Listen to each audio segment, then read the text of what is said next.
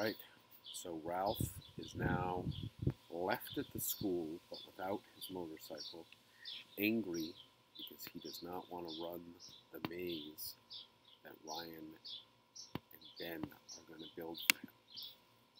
Chapter 4, Life at School.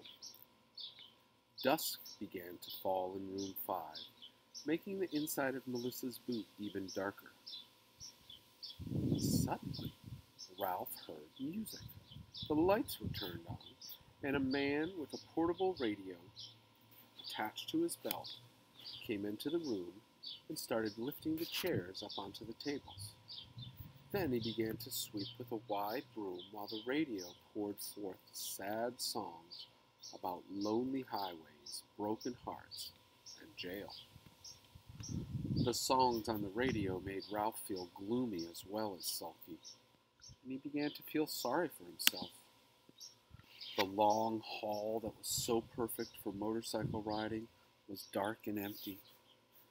His heart was broken over the loss of his motorcycle, and he might as well be in jail as be in this old boot. When the man swept his way to the back of the room, he unexpectedly set Melissa's boots upright, side by side, which tumbled Ralph down to the foot, where he sat trembling with nerves and self-pity, until his ears told him the man had replaced the chairs on the floor, turned off the lights, and left. Because he was a mouse and nocturnal, Ralph found sleeping at night almost impossible. Without the grandfather clock to mark the hours, the night seemed endless. Why should I sit here in this smelly old jail of a boot when everyone is so mean to me? Ralph asked himself. And with the cruelty of the world as an excuse for breaking his promise to Ryan, he used his sharp mouse paws to climb the boot lining. Quickly, he leaped out and squeezed under the door of room 5. Nobody was going to stop him from exploring the Irwin J. Sneed Elementary School. After a long and wistful look at the lonely highway of the hall, Ralph found exploration more interesting and profitable than he had expected. In room 4, he discovered strange-looking pictures spread out on the floor beneath the blackboard. They were made by gluing different kinds of seeds to heavy paper and had been left on the floor to dry. Ralph made a nutritious dinner of split peas, rice, and lentils before moving on to another room where he found an open jar of library paste. Delicious! And another room furnished with long tables and benches. It was near a kitchen where Ralph chewed into a bag of sugar and had a fine, sweet dessert. After this gourmet meal, Ralph walked rather than scampered down the hall. That perfect place for riding his motorcycle, if Ryan hadn't been so mean. And he found his way to a room with carpet and bookshelves all along the walls. Boring place for a mouse, Ralph decided, until he discovered something interesting on a bottom shelf behind a big desk. It turned out to be a book inside a bag made of 2 layers of brown paper. A tear in the outer layer revealed something unexpected in the lining. Ralph could not believe the treasure he had found. Between the layers of paper was an already chewed mouse nest. Oh, Ralph pulled out some of the nest to examine its delicate texture. Oh, first quality, grade A mouse nest. He made the hole in the bag still larger, crawled inside, and curled up in the coziest bed he had ever known. Ralph intended to rest there while he plotted to get his motorcycle away from Ryan. But his full meal made him sleepy, and instead of plotting, he fell asleep. Awakening to the sound of school buses, he ran back to room 5 just in time as his former friend was hanging up his jacket. Ralph ran up the leg of Ryan's jeans and onto his shirt. "You give me my motorcycle," he demanded, trying to sound fierce. Ryan quickly faced the corner so no one could see. "Be quiet. You're not supposed to be here," he whispered. "Like I said, I'll give it to you after you run the maze." "Who says I'm going to run it?" Ralph was sullen about this whole affair.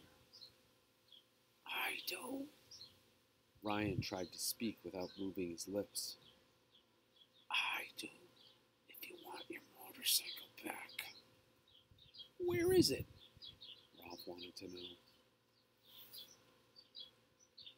"Right here." Ryan removed the motorcycle from his jacket and placed it in one of his shirt pockets. "Now go back to your boot."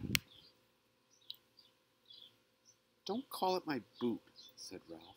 "It's dusty and smelly." "Will you be quiet if I let you stay in my pocket?" "Sure." A shirt was warm and soft and had a good view of the classroom if a hole was nipped in the pocket.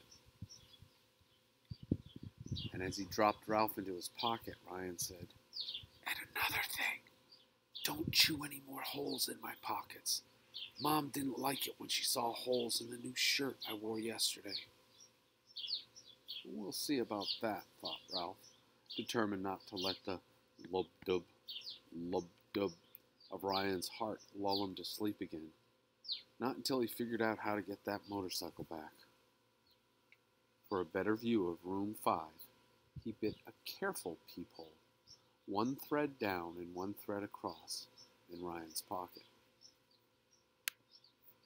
Ralph watched with puzzled interest while the class worked with numbers and words. Late in the morning, the kids formed a double line, something Ralph had never seen before, and they walked quietly to the library where they selected books to read. "Why can't mice behave like this?" Ralph wondered. When Ryan had found a book he wanted, he took the little red motorcycle out of his pocket and amused himself by driving it back and forth across a table while softly going. The sound was enough to break a mouse's heart.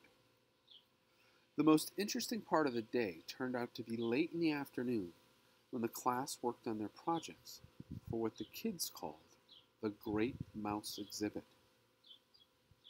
Miss Kay read a poem that Ralph found difficult to understand, something about a wee, sleekit, cowering, timorous beastie, while the class worked with crayons and paper. Ralph saw strange pictures of himself beginning to emerge.